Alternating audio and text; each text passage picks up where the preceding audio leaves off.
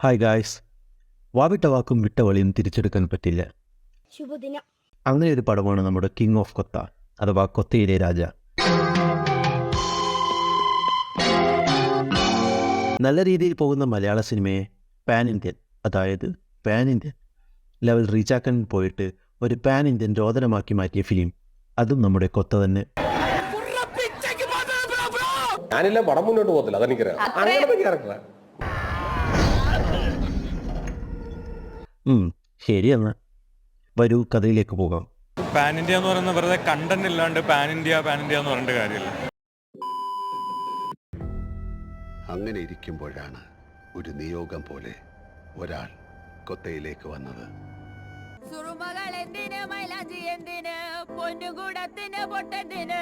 കൊത്തയിലേക്ക് പോകുന്ന നമ്മുടെ പാത്തുവും ബഷീറും പെട്ടെന്ന്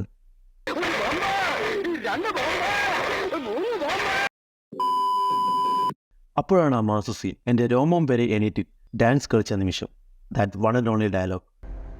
ആ കാണുന്ന ബ്രിഡ്ജിന്റെ അപ്പുറത്താണ് കൊത്ത. എൻജാതി മാസല്ലേ. ഒരു കൂട്ടം ബുദ്ധിമാന്മാരായ ക്രിമിനൽസ് ഉള്ള നാടാണ് നമ്മുടെ ഈ കൊത്ത. കൂട്ടുകാർ, ഇത് അങ്ങനെ നിങ്ങൾ വിചാരിക്കണേ പോലെ അത്ര വയലൻസ് ഉള്ള ഒരു ഫിലിമല്ല. ഒരു കണ്ണൻ്റെയും രാജുവിൻ്റെയും ഫ്രണ്ട്ഷിപ്പ് പറയുന്ന കഥ. പിന്നെ ഇടയ്ക്ക് ഇച്ചിരി മാസ് കൂട്ടാൻ വേണ്ടി സ്വന്തം അച്ഛനെ എടുത്തുനിന്ന് പൂശുന്നു. സിനിമയുടെ ആദ്യ 30 മിനിറ്റ് കഴിയുമ്പോൾ തന്നെ നമുക്ക് മനസ്സിലാകും പടം പറയിൽ നിന്ന് പറങ്ങാണ്ടിയിലേക്കാണ് പോകുന്നതെന്ന്. ഇച്ചിരി അമ്മാപ്പാസം, ഇങ്ങനെ കുടിച്ചാൽ നിനക്കധികം ആയുസ് ഉണ്ടാവില്ല, പഴുതേച്ചാവും. ഒന്ന് പോതല്ലേ, ഒരു കയ്യബദ്ധം നാറ്റുകരുത്. ഇച്ചിരി തങ്കച്ചി പാസം, ഇച്ചിരി റൊമാൻസ്, ഇച്ചിരി ജോൺ വിക്ക്. അതാണ് നമ്മുടെ കൊത്ത. റൊമാൻസിന്റെ കാര്യം പറഞ്ഞപ്പോഴാണ് രാജുവിന്റെ ചുട്കിയെ ഓർമ്മ വന്നത്. കൊത്തയിലെ വരും ജനറേഷനുകൾ നശിക്കുന്നത് ഡ്രഗ്സ് വഴിയെന്ന് കണ്ടുപിടിച്ച നമ്മുടെ സേവിയർ ഓഫ് കൊത്ത. നമുക്കെല്ലാം സഹിക്കാം, എന്നാൽ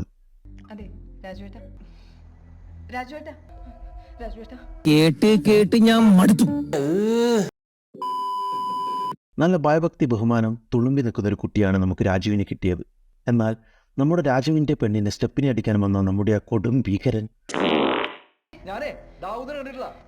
ദാവൂദിനെ കണ്ട എന്നോടാ തന്റെ കൊത്ത രാജു എന്ന വീരവാദം ഒഴുക്കിയ അവന് പിന്നീട് എന്താണ് നടന്നത്? അത് വല്ലാത്തൊരു കഥയാണ്.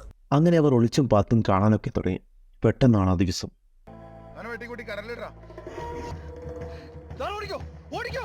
അതെ ഗൈസ്, അങ്ങനെ അവൻ പോവുകയാണ് ദാവൂദിന്റെ മണ്ണിൽ തിരിച്ച്. കഥ കുറെ മുന്നോട്ട് പോയല്ലോ. എത്ര മുന്നോട്ട്? ഒരുപാട് മുന്നോട്ട് പോയി. രാജുവിന്റെ പ്രിയ ലിവർ കണ്ണൻ.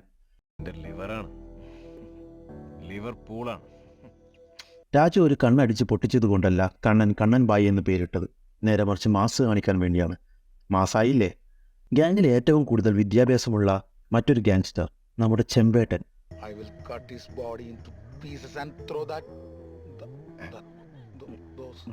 അമ്മേ.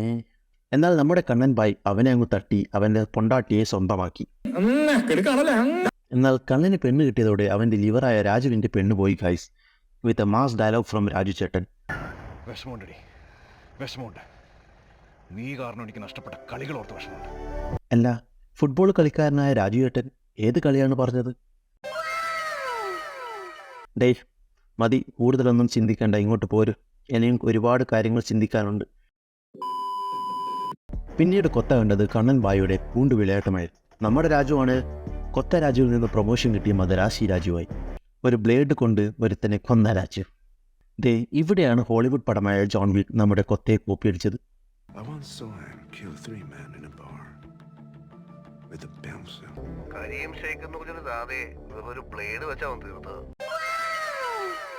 അങ്ങനെ കൊത്ത വിട്ടുപോയ നമ്മുടെ കൊതം രാജാവ് വീണ്ടും തിരിച്ചു വരികയാണ്. സ്വന്തം അനിയത്തിയെ ഉപദ്രവിക്കുന്ന കണ്ണൻ്റെ അളിയൻ്റെ തൊണ്ടക്കുഴയിൽ വരാൻ.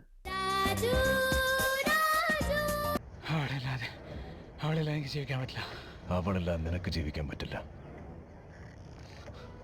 അപ്പൊ ചാവേണ്ട നീയല്ലേ.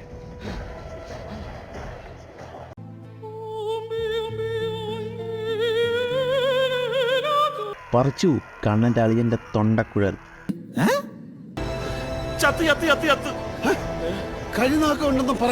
വീണ്ടും ഒരു കിളി പറത്തുന്ന ട്വിസ്റ്റ്. മരിച്ച ആ തൻ്റെ അളിയൻ്റെ നമ്മുടെ കണ്ണൻ പൊണ്ടാട്ടി മകൻ. അടിപൊളി. കൺഗ്രാറ്റ്സ് കണ്ണൻ ഭായ്. നമ്മുടെ കണ്ണൻ ഭായ് അങ്ങനെ ഒരു സ്റ്റെപ്പ് ഫാദർ ആയിരിക്കുകയാണ്. അങ്ങനെ നമ്മുടെ കണ്ണൻ വൈഫ് മഞ്ജു ചേച്ചി പറയുക, രാജുവിന്റെ മരണ വാർത്ത എന്റെ ചെവിയിലെത്താതെ ഇനി നീ എന്നെ തൊടില്ല. ഇത് കേട്ടതും കണ്ണൻ ഭായിയുടെ ഫിലമെന്റ് അടിച്ചുപോയി. പിന്നീട് അങ്ങോട്ട് നടന്നത് ഒരു യുദ്ധമായിരുന്നു. കൊത്തരാജു വേഴ്സസ് കണ്ണൻ ഭായ്. ഇനി നടക്കപ്പോറത് യുദ്ധം. ചതിച്ചു ഗൈസ്. ആർക്കും തകർക്കാൻ കഴിയാതെ രാജുവിനെ ചതിച്ചു. ഒറ്റക്കൊടുത്തത് കൊത്തയിലെ കണ്ണൻ ഭായ് സൈക്കോ തള്ള. ബട്ട് ഇതിൻ്റെ പിന്നിലെ മാസ്റ്റർ ബ്രെയിൻ ആരായിരുന്നു എന്നല്ലേ? യെസ്, ഈ ഫിലിമിലെ കൊത്തരാജുവിനെ തകർക്കാൻ കഴിയുന്ന ഒരേ ഒരുത്തൻ നമ്മുടെ പൂച്ച സാർ. അതെ, ഒരു പൂച്ചയ്ക്ക് വേണ്ടി തൻ്റെ മകനെ പോലെ കണ്ട രാജുവിനെ ചതിച്ച ആ സൈക്കോ തള്ള.